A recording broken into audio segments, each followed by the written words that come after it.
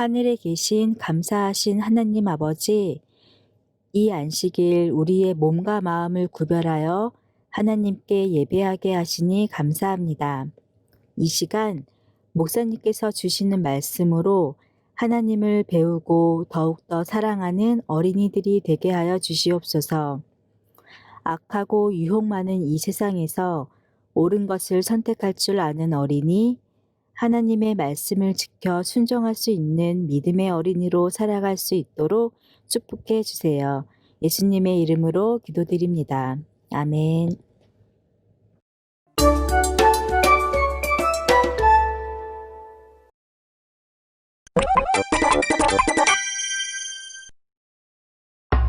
여호수아는 이스라엘을 이끌고 가나안의 여리고로 나아갔어. 이스라엘을 부탁하네. 여리고로 가기 위해선 요단강을 건너야만 했지. 드디어 가나안이군. 우리 땅이야. 요단강을 건널 때 공격? 40년의 광야 생활을 마친 이스라엘은 아무 두려움이 없었지. 하나님께선 하나님의 백성과 함께 하셔. 하나님은 언약궤를 맨 제사장들이 요단강을 밟고 멈추면 요단강 물이 마를 것이라고 하셨고, 그대로 되어 요단강을 건넜어. 하나님은 길갈에서 이스라엘이 할례를 행하도록 명령하셨어. 아야, 아이고 아파. 아이고 나 죽네. 족진 앞에서 할 일을 행하다니 무서워. 할례를 행했다는 것은 애굽의 수치를 벗어나 진정한 하나님의 백성이 된 것을 말하지. 이 성은 못 무너뜨려. 이스라엘이다. 저들은 하나님이 함께한대. 하나님은 여호수아에게 말씀하셨어. 내가 여리고를 내 손에 넘겨주었으니 너희는 성 주위를 하루에 한 번씩 6일간 돌아라. 7일째 7번을 돌고 나팔을 불 때 백성은 큰 소리로 외쳐라. 그리하면 성벽이 무너지리라. 네, 주님의 명령대로 하겠습니다. 성 주위를 돈다고? 공격해주마. 성 주위를 무방비 상태로 도는 것은 매우 무모한 행동이었지. 화살이 닿는 거리잖아. 화살 맞으면 어쩌려고? 하지만 여리고성의 사람들은 요단강의 기적을 보고 두려움에 떨어 이스라엘을 공격하지 못했어. 저들은 하나님이 함께하고 있어. 저들을 이길 수 없어. 하나님은 전능해. 이스라엘이 이런 무모한 명령에 순종할 수 있었던 것은 자신이 하나님 나라의 백성임을 알았기 때문이야. 우리 질 거야. 우린 승리한다. 이스라엘은 하나님의 명령대로 6일간 매일 한 번씩 성을 돌았어. 왜 돌기만 하지? 7일째 하나님 명령대로 여리고 성을 7번 돌았어. 진짜 성을 돌기만 하잖아. 어쩌려는 거지? 신경 쓰여. 성을 모두 돈 뒤 여호수아가 말했어. 하나님이 이 성을 우리에게 주셨습니다. 그리고 제사장들이 나팔을 불 때 온 백성이 외치게 했어. 하나님이 우리에게 이 성을 주셨다. 그러자 여리고 성의 성벽이 무너져 내렸고 이스라엘은 여리고 성을 점령할 수 있었어. 무너진다. 살려줘. 그 후 이스라엘은 가나안의 성들을 모두 점령했어. 하나님이 이 땅을 우리에게 주셨다. 주님, 싸우자. 가자. 하나님이 우리에게 약속하신 땅을 주셨다. 하나님 나라 백성은 승리한다. 주님은 신실해. 아브라함부터 시작된 하나님 나라.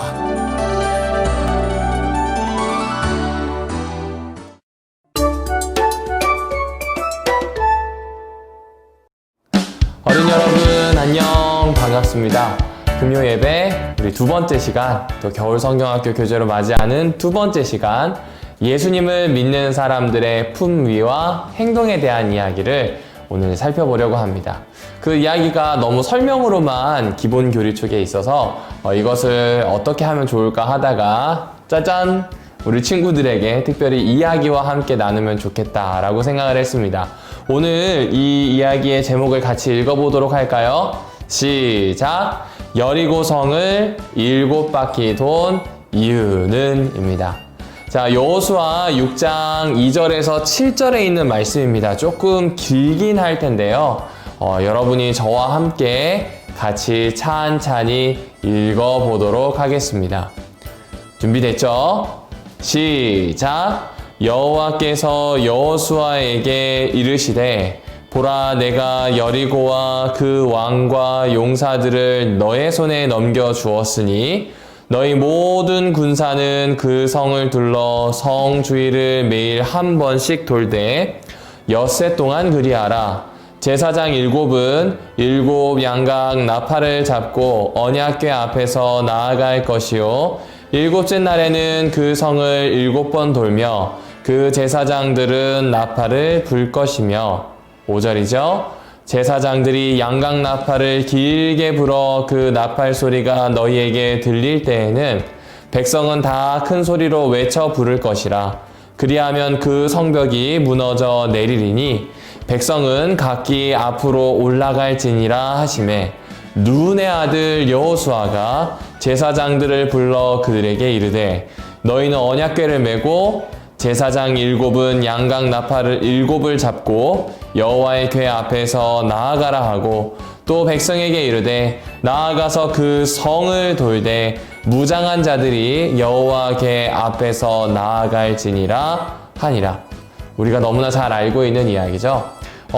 우리 친구들 지금 이 아저씨가 어떤 모습인 것 같아요? 이 아저씨는 지금 어디로 가야 할지 몰라서 차를 세워놓고 전화를 하고 있는 겁니다. 자동차가 고장 났을 수도 있겠지만요. 아마 차가 기름이 다 떨어져서 전화할 수도 있겠다는 생각을 해봅니다. 물론 요새는요, 내비게이션이 있어서 길을 쉽고 빠르게 찾을 수 있습니다. 하지만 목사님이 어릴 때, 그리고 목사님의 엄마 아빠 세대들은 어디를 찾아갈 때 내비게이션이 없었어요. 그래서 지도를 보고 찾아가는데 정말 난감한 게 뭐냐면 여기가 어딘지, 내 목적지를 어떻게 가야 하는지를 모를 때입니다. 도대체 여기가 어디지? 큰일이네. 큰일 났다. 이런 경우가 종종 있었습니다. 물론 그 중에 길을 잘 찾는 분들도 있었지만 말입니다. 우리 친구들에게 이 이야기를 들려주는 이유는요, 인생을 살아가면서 어떻게 살아가야 하는가 라는 질문에 대한 대답이 오늘 우리가 살펴볼 기본교리 22번째에 해당하는 그리스도인 품행 혹은 행동에 대한 내용입니다. 오늘 이야기를 통해서 어떻게 여러분의 인생의 길을 잘 설정할지 찾아보면 좋겠네요. 여러분이 잘 알고 있는 것처럼 이스라엘 백성은요, 여리고로 진격하게 됩니다. 그런데 여리고로 진격하기 전에 이스라엘 백성은 40년 동안 광야에서 지냈던 생활을 청산하고요, 홍해를 건너서 드디어 가나안 땅으로 들어오게 됩니다. 홍해를 건넌 이스라엘 백성은 여리고를 정복하라는 이야기를 듣죠. 그런데 이 여리고를 정복하기 전에 여호수아의 입장에서는 굉장히 좀 불안하고 부담스러운 게 있었어요. 분명히 건너오라고는 했는데 하나님이 별다른 이야기를 안 하시는 거예요. 그래서 여호수아도 부담이 있었습니다. 그를 잘 따라가자, 모세 다음으로 정말 믿을만해, 우리 든든한 여호수아라고 하는 이야기를 들을 때마다 여호수아는 좀 부담스러웠습니다. 여호수아는 알았어요. 물론 40년이 흘렀지만 이스라엘 백성이 아직 부족하다는 걸 알았습니다. 여러분, 그 부족함이 무엇인지 아세요? 고린도전서 10장 2절에 보면 이런 이야기가 나옵니다. 이렇게 그들은 모두 구름과 바다 속에서 침례를 받아 모세에게 속하게 되었습니다. 그들은 모두 똑같은 신령한 음식을 먹고 라고 하면서 이 바울이 광야 생활을 묘사하는 장면이 나옵니다. 그런데 이 광야 생활이 어떤 생활이었냐면 홍해를 건너서 가나안을 가기 전이었어요. 홍해를 건너서 가나안을 가기 전이었는데 이때 이들에게 큰 사건이 있었으니 바로 홍해를 건넌 사건입니다. 여러분, 홍해를 건너게 되면서 이스라엘 백성은요, 자유인이 되었어요. 이들의 신분이 더 이상 이집트의 노예가 아니라 새로운 삶을 살 수 있는 자유로운 사람이 된 겁니다. 그런데 이들의 신분은 바뀌었지만 광야에서 지내는 40년 동안 이들의 근성, 이들의 자질은 바뀌지 않았던 것 같아요. 하나님께 불평불만했고요. 자꾸 옛날에 섬기던 이집트의 신들, 옛날에 살았던 이집트로 돌아가려고 한 겁니다. 자유로워졌음에도 불구하고 노예 때를 기억하고 노예의 때로 돌아가려고 하는 근성이 남아 있었던 겁니다. 물론 지금은 그로부터 40년이 흘렀고요. 충분히 훈련을 받았을 겁니다. 그럼에도 불구하고 이스라엘 백성이 여리고로 들어오게 되었을 때 여전히 불안함이 있었어요. 하나님 안에서 자유로운 사람이 되었고 자질의 훈련도 받았지만 이제 여리고에서 하나님의 사람으로 하나님의 백성으로 살아가는 건 조금 다른 이야기였기 때문에 그래요. 그래서 여리고 성을 앞에 두고 있었던 여호수아는 그 성을 보게 되었을 때 덜덜 떨리게 되었어요. 첫 번째, 나의 신분이 분명히 하나님 안에서 바뀌었지만 나는 충분히 하나님의 사람으로 자질이 준비가 되었나? 앞으로 여리고 성을 정복하면서 나는 다른 사람이 되어야 되는데 어떡하지? 고민하기 시작했어요. 왜냐하면 이스라엘 백성은 광야에 다니면서 목축업을 하는 그저 그런 백성들이었습니다. 그런데 이제 전쟁을 하려면 잘 훈련된 전사들이 되어야 돼요. 그런데 아무리 봐도 우리는 전사가 아니거든요. 무기를 챙기고 있지만 우리는 근본적으로 전사가 아니에요. 그러니 지금 여호수아가 떨기 시작한 겁니다. 오늘 이것을 우리 친구들과 저의 상황에 빗대어 보면 예수님 안에서 여러분은 자유로워진 사람, 하나님의 백성이 되었어요. 그리고 이 세상을 살아가면서 여러분은 그 신분에 맞도록 하나님 안에서, 특별히 여러분의 가정 안에서, 학교에서 훈련을 받게 됩니다. 그리고 훈련을 받은 후에 하늘에 가겠죠? 하늘에 간다는 건 예수님과 함께 산다는 것을 의미합니다. 여러분의 평생, 그리고 앞으로 영원히 예수님과 함께 동행하는 것이죠. 그렇게 하려면 준비가 되어야 합니다. 그런데 나는 과연 준비가 되었나? 이 질문을 해요. 그리고 성경은 여호수아에게 그 준비를 어떻게 해야 되는지 답해주고 있습니다. 떨고 있는 여호수아가 여리고 성 앞에 서게 되었을 때 드디어 누군가 나타나게 됩니다. 여호수아는 지금 여리고와 인접한 지역에 있었기 때문에요. 너무 놀라서 칼을 꺼냈어요. 혹시 적이면 싸워야 하니까요. 그러면서 이렇게 이야기하였습니다. 너는 우리를 돕는 자냐? 아니면 적군을 위하는 자냐? 여리고 사람을 위하냐? 아니면 이스라엘을 위하냐? 라고 물어보게 됩니다. 그러자 대답을 어떻게 하였어요? 아니라 라는 대답을 합니다. 그리고 이어지는 이야기, 나는 여호와의 군대 장관이다 라는 이야기를 합니다. 귀중한 힌트가 여기에 있네요. 여러분, 이 싸움은 여호수아가 이끌어야 된다고 생각했는데 이 전쟁, 이 전투를 지휘하는 사람이 있었으니 바로 여호와의 군대 장관입니다. 하나님의 백성이 전쟁을 할 수 있도록, 그 전쟁을 승리할 수 있도록 이미 하나님께서 자신의 군대 장관을 준비해서 여호수아에게 보내신 거예요. 그러면 마찬가지로 우리 역시 하나님의 사람으로 살아갈 때, 우리 앞에 놓여있는 훈련을 할 때, 또 때로는 악한 세력을 대항해야 할 때 하나님께서 여러분에게 미리 준비한 군대 장관, 여러분을 지휘하고 도와줄 그 사람이 있다고 성경은 말해 줍니다. 누구일까요? 우리는 어렵지 않게 여기에 나타난 여호와의 군대 장관이 예수님이라는 사실을 알 수 있습니다. 자, 그렇게 되자 여호수아가 이렇게 얘기합니다. 주인님, 종에게 무슨 말씀을 하려고 하십니까? 저에게 말씀해 주십시오 라고 하는 이야기를 여호수아가 하게 됩니다. 여러분, 이건 굉장히 중요해요. 목사님도 군대를 갔었는데요. 여기 보이죠? 여기 보면 병사 중에 하나가 총을 겨누고 있습니다. 아마 훈련 중인 것 같아요. 그런데 이 병사는 두 부류로 나눠져요. 병사들 중에서도 2등병과 그 사이에 계급이 있지만 아무튼 2등병과 지금 병장 두 사람만 살펴볼게요. 이병은요, 들어온 지 얼마 안 된 사람이고요. 병장은 병사들 중에서 제일 대장입니다. 그리고 특별히 분대장의 역할을 합니다. 분대장이 뭐냐면 10개 정도 되는 작은 이 분대를 데리고 작전을 수행하는 최소의 단위인데 거기에 대장이 병장, 분대장입니다. 분대장이 나를 따르라 라고 이야기합니다. 왜냐하면 이 분대의 제일 중요한 지휘관이 누구이기 때문이에요? 병장, 이 아저씨이기 때문에 그래요. 그런데 만약에요, 여러분, 저쪽에 보게 되면 지금 소대장이 나타났죠. 분대가 4개 정도 모이면 하나의 소대가 되거든요. 그 하나의 소대장은 분대보다 더 높은 사람이겠죠.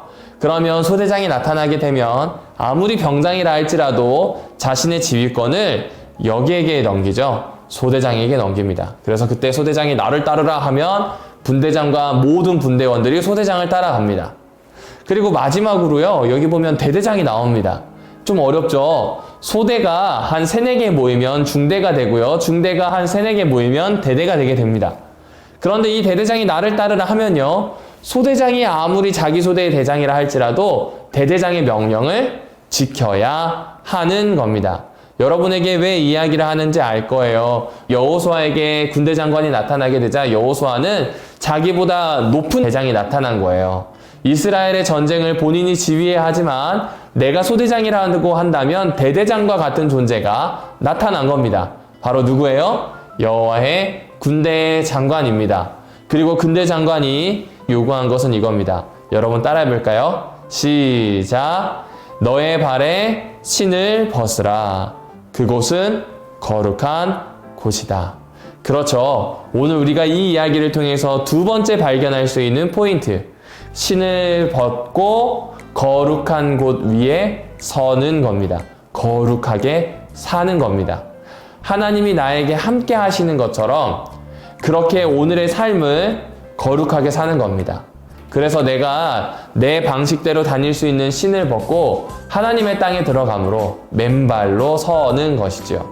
세상을 그렇게 사는 겁니다. 평소에는 내가 가지고 있는 지혜라는 신발, 지식이라는 신발, 친구들과 함께하는 관계라고 하는 그런 힘들의 신발을 신을 수 있을 거예요.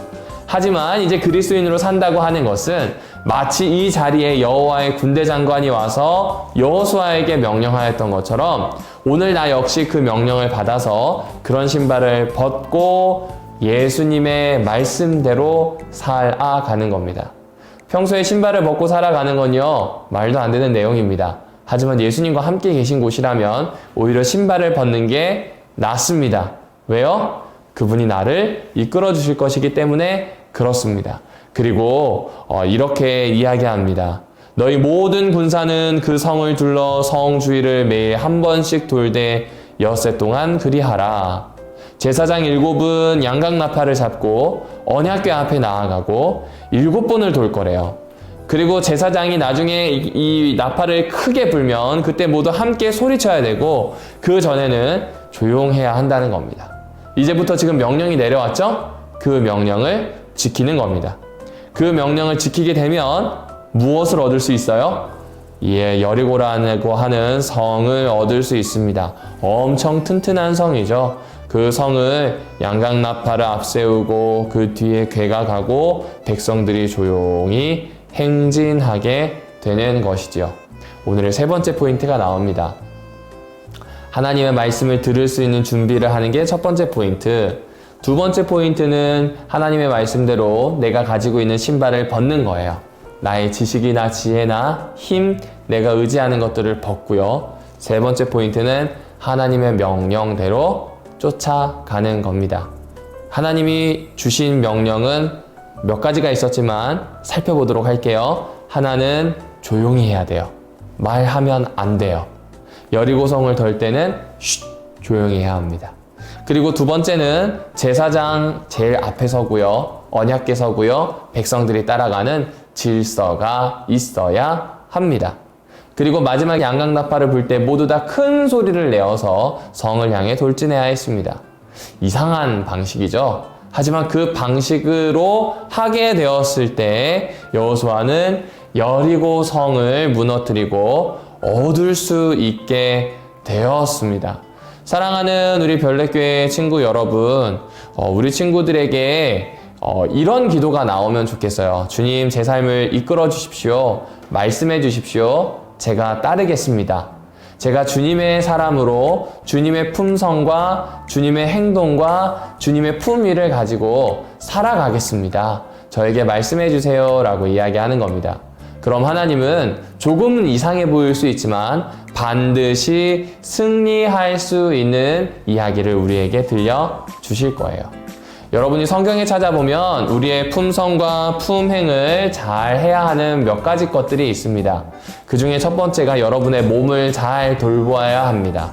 몸을 잘 돌보는 건 건강해야 되겠죠. 거룩한 하나님 앞에 가장 좋은 상태로 서서 가장 하나님의 명령을 잘 수행할 수 있는 준비를 해야 해요. 그 첫 번째가 몸의 건강입니다. 그래서 몸의 건강을 지키는 방법이 몇 가지 있죠. 첫 번째는 밥 잘 먹어야 돼요. 그냥 밥을 많이 먹는 게 중요한 게 아니고요. 영양분을 골고루 잘 섭취해야 됩니다. 편식은 안 하는 게 좋습니다. 그래야 여러분의 몸이 컸을 때 튼튼하게 여러분을 지탱해 줄 겁니다.